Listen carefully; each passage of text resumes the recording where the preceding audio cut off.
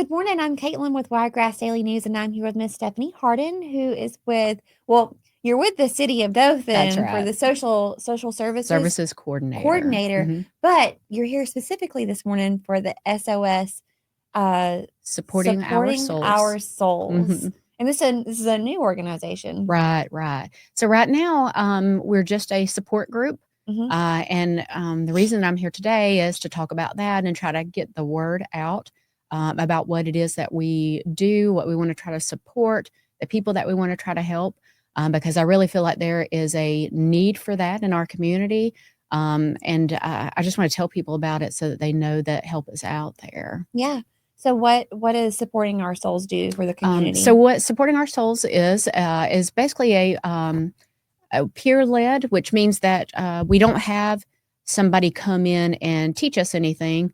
We just support each other.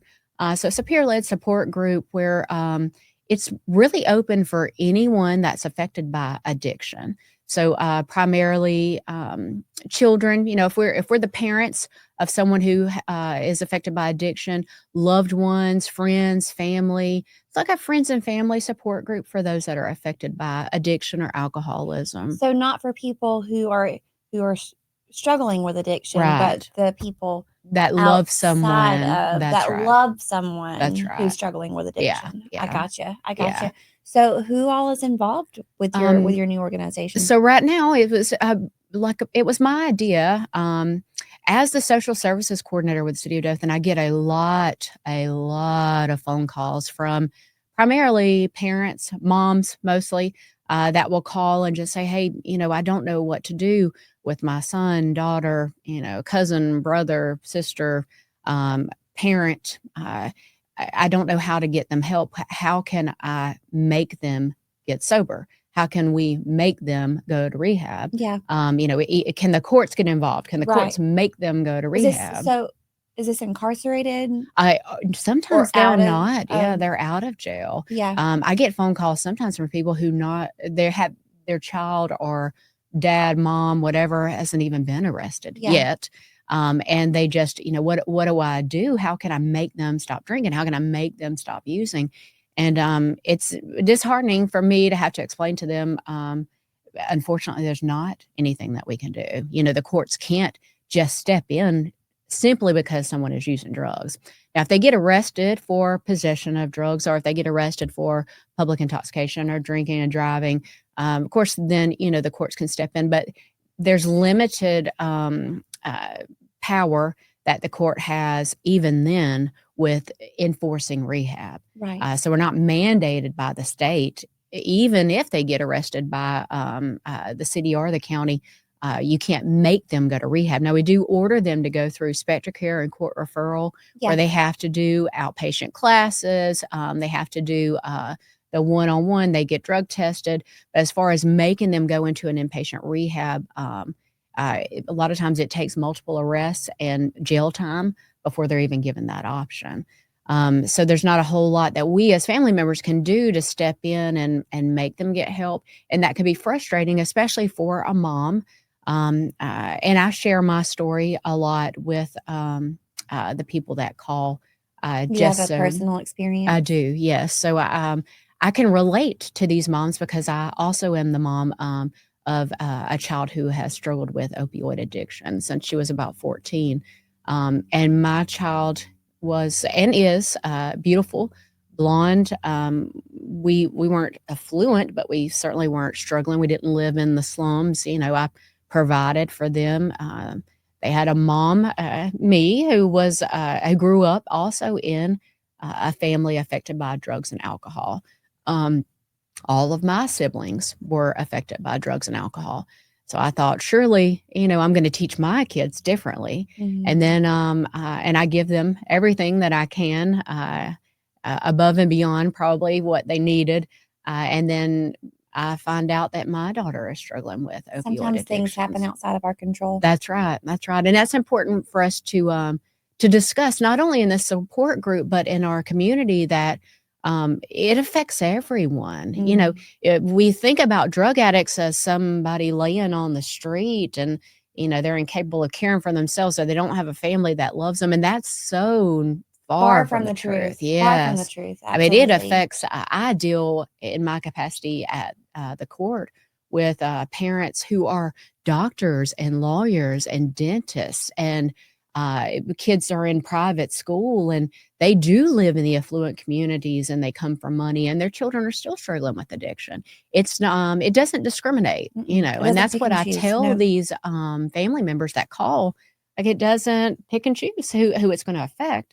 But the feelings that we have as parents are all the same. The feelings of helplessness and not being able to make them get better. And especially as a mom, and I can relate as that mom, wanting to fix it. You want to step in, you want to tell them what they need to do and make them do it. And you just can't do that with Yeah. addiction. No. You're so helpless. And that feeling of helplessness is common among those of us that love somebody who struggles with addiction. So SOS is there for that. That's right. That's right. So we're there just to show, hey, these feelings that you're having, we all have them. And we've got to figure out how to work through those feelings, understand that you're not alone, work through establishing boundaries with Mhm. our loved ones. And the idea for that actually came because whenever I was struggling with my daughter's addiction, years ago, there was a support group through Bradford that was in Dothan here, and it was every Thursday night at 5 o'clock. And I went to it for years. And I can remember the first few meetings kind of looking around at these people like, oh, well, they don't even have a relationship with their kids. They don't love their kid as much as I do. I'm a much better mom than them. They don't even give, their child money for this, and they're not Yeah. helping them with that. And then I realized that I was enabling, I didn't recognize it as enabling. I recognized it as love because the two are so closely intertwined.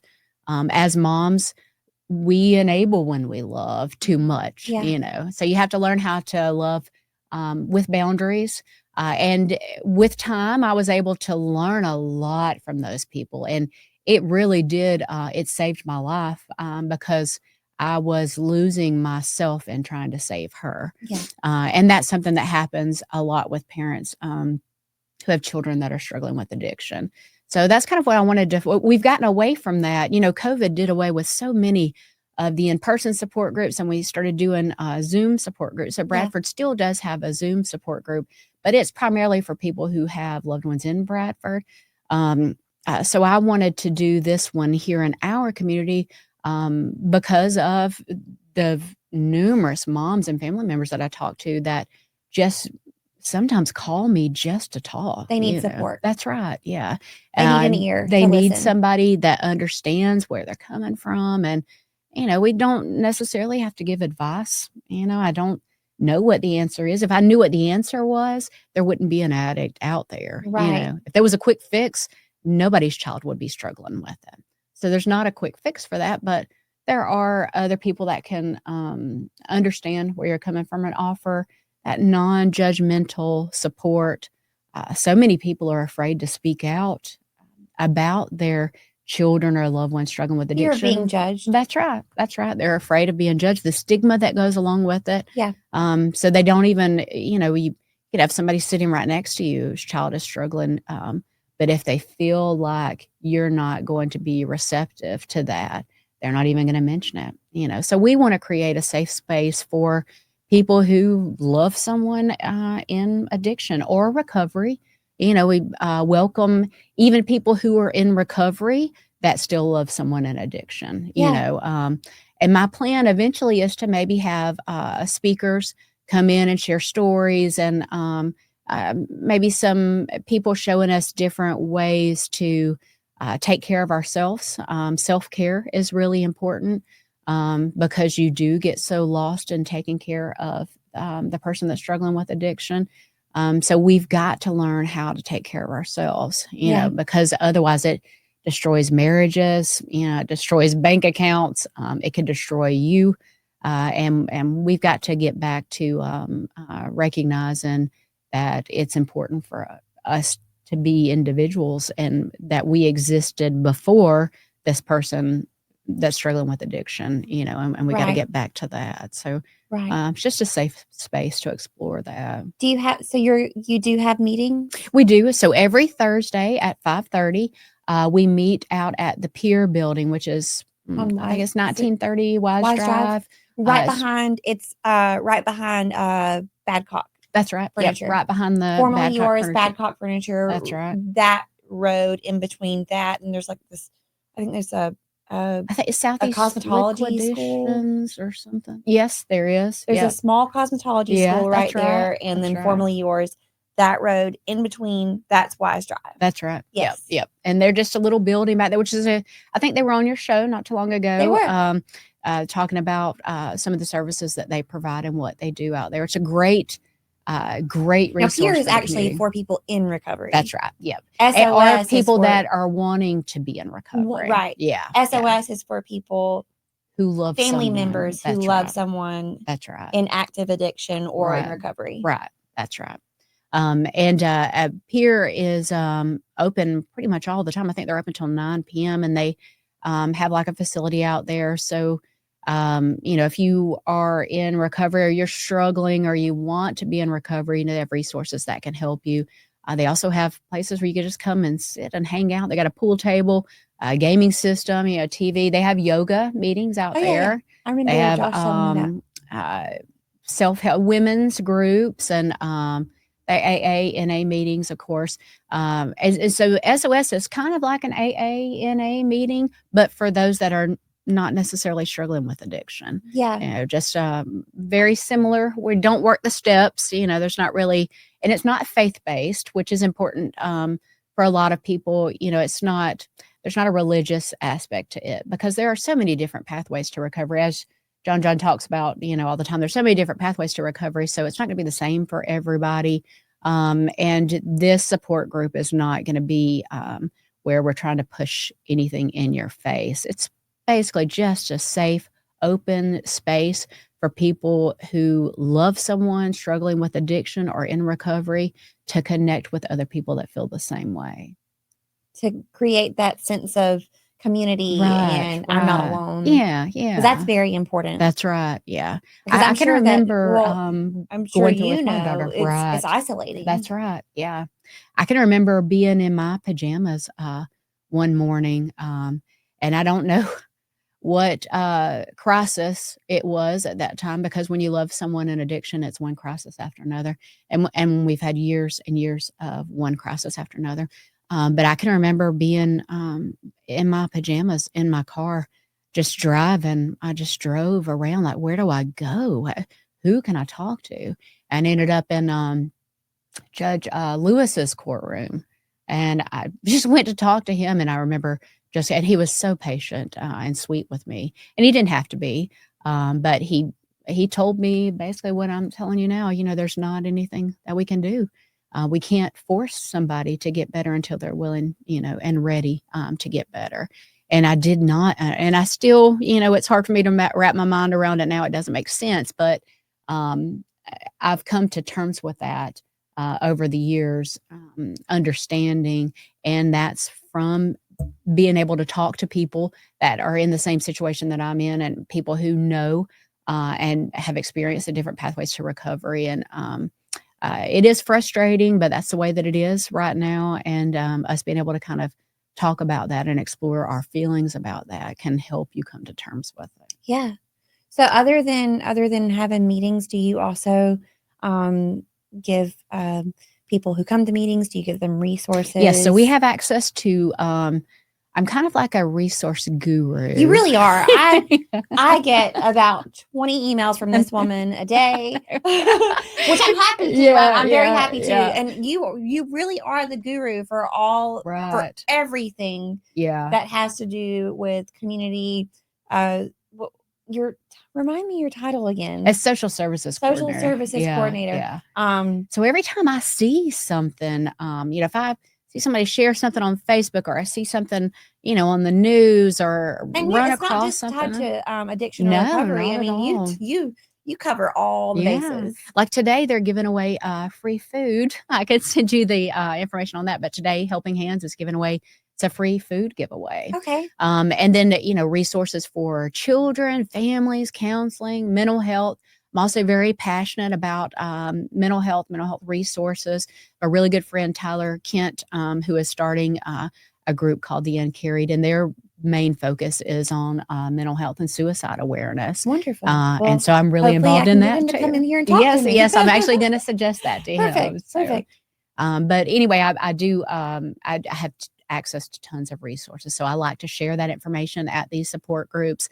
And we have connected. Did I mention we connected by Zoom? You didn't. Okay, sorry, I ramble a lot. No. But, so we do have a Zoom link.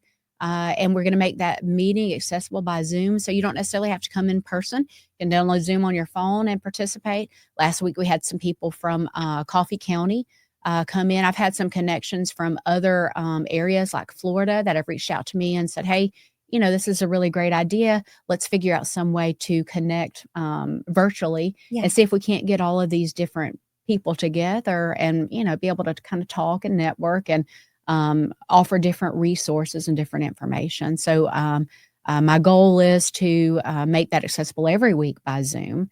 And then hopefully we can grow in number and get more people in there, have guest speakers come in and share different pieces of information, different resources, different ways that we can help take care of ourselves and take care of each other. That's awesome. What a great thing that you're doing. Yeah, really. Yeah. I like I said, I mean, I don't really have personal experience with myself, but I went to school for psychology, and one of my classes was with Dr. Sandoz. It was a substance abuse, physiology of the brain. I don't know. Yeah. It was a lot. It was all a the long big class. Words. But in that substance abuse class, we did talk a lot about substance abuse and addiction, and I think that was really Dr. Sandoz's bread and butter, because he did speak a lot about I think he wrote a book actually on it was like the Iliad journey and how that compares to the journey of the addict. Oh, wow. I'll send you the information about it. Do that. But I know, like, hearing stories from, people in that class, not in my class, but people who would share their stories with our class. It's isolating. Yeah, it just seems so isolating. Yeah. Not only for the addict, but the person who loves the addict. Right. There's such stigma attached to it. And that's one of the things that I've tried to break through with not only being the social services coordinator for the city of Dothan, but also with my social work and community service and the volunteer work with all these outside nonprofit agencies is, I really want to make the connection. As I often say, and every time I go to speak or participate in anything, I always say, I'm not an addict and I'm not in recovery, but I love a lot of people who are. And I love a lot of people that I wish were in recovery. Yeah. And those of us that have those personal stories to share, we can be quite passionate about it, because it's such a large part of our life. It's shaped who I am now. I will no longer be the mom that I was before I found out my daughter was an addict. I'll never get back to that again. So now I've had to relearn how to parent, grandparent, how to be an aunt, how to be a better person for the children in my life, and think back to, what did I do wrong? What could I have done differently? How did I make things better? How did I make things worse? Right. And you're constantly shaping that. I mean, like I said earlier, some things happen outside of our control. Yeah. And they really do. They do. Sometimes you can give your kid the very best life possible and give them everything. And unfortunately, so much about addiction is genetic. Like I mentioned, my dad, he was an alcoholic, a drug addict. His dad, his mom, I mean, it's rampant in my family. And I have no idea how it skipped me. My addictions are different. I have work addictions. I have an addiction to saying yes instead of saying no. But it could have very easily have been me. And there are people that I love that, you see them from the outside and you would have no idea that they struggled or have struggled with addiction. And people in recovery, honestly, are some of the sweetest, most compassionate, genuine, empathetic, most amazing people I've ever met, because they have literally lived through hell. Well, and they come have out their on the other second side. chance at life. That's right. And they're so grateful for that. And right, you can it's almost whenever you meet someone who's in recovery and they are committed to recovery, That's they right. have that light inside of them. That's and right. it's so bright because at one time it was probably a little dim, and now Right. it's bright again. Yeah. So And they've got that gratitude for a second right. chance, and the things that we take for granted, small little things that we take for granted. I can remember working with people at work and in court the very first time they got their driver's license back after it being taken from them through addiction. And it's life-changing. It's life-changing to them to have an ID again. Yeah. And that's something that you and I take for granted. I lose my license all the time. I can't tell you how much money I've had to pay to have it replaced. Don't get me started. I just had to replace my license and my debit card and my husband's debit card, and he doesn't want to give it to me anymore because he's like, you lose it all the time. So I do understand that. So you understand where I'm coming from. And these people, they've fought for years just to have that identification with their picture on it. Yeah. Because that makes a difference between being able to get a job, get a house, right. Social Security benefits, food stamps, education benefits. It's life or death to them. And it's something I never even give a second thought. So it really does teach you to be grateful for the little things that we take for granted. So at SOS, tell me again when the meetings are. So the meetings are every Thursday at 5:30. Right now we're doing them every Thursday. I don't know how that may change in the future, but they are in person at the Pier Building on Wise Drive. But we do have a Zoom link, so we will make the meeting available by Zoom every Thursday at 5:30. I will get you the flyer with the Zoom that's link. what I was going to ask. How can someone find information? Yeah. So I'm still learning about the QR code thing, but I do have a QR code with the Zoom link. And of course, anybody can reach out to me, send me an email, or contact me on Facebook. Yeah. Or call me at the work. I can put your email in. Okay, and yeah. I'm going to put a little article below this video. Okay, so perfect. I'll put your email in so there. they can reach out to me or call the Pier Building, and they can connect them with the Zoom link and the information on the meeting. Right. Wow. What really? It's always a pleasure having you in here. You're always bringing good news. Yeah. But I like sharing information. I almost feel stingy sometimes when I find out like a new organization or a new nonprofit in the area. I'm like, oh my gosh, you guys do this for free? Like you literally just help people? Like how amazing is that? And now I know about it. Yeah. But I want everybody to know about it. Yeah. I want you to come with me. Come, let's tell these people. Listen, you are the least stingy person that I know with information for sure. You are going to share it. Yes, I do. I do share it. And I like connecting people. Every time I meet a new nonprofit or hear about a new mission or, somebody with funding or whatever, I'm like, I know who you need to talk to. I'm going to introduce you to this person because, now we can help more people. And I think it's important to bring that back to our community because you hear so much negativity, and it's always the negative stuff on the news and the hate and it's hard to watch. Yeah, okay, and then it just makes you feel bad. You internalize that, and so then you have this negative outlook on humanity and people, and that's not the case. It's not the case. You can spend a day with me and I can introduce you to some of these people that I work with, and you will see there are more people doing good out there than people that are just out to hurt somebody else, and that's refreshing, and it is energizing, and it keeps me going, and I get really excited about it. So. Well, I can't wait for the next time that you come in and give me some exciting news that I you're excited will have about. some more very soon, I'm sure. Okay. Well, thank you for coming in this morning. Thank you. I appreciate it. You're welcome.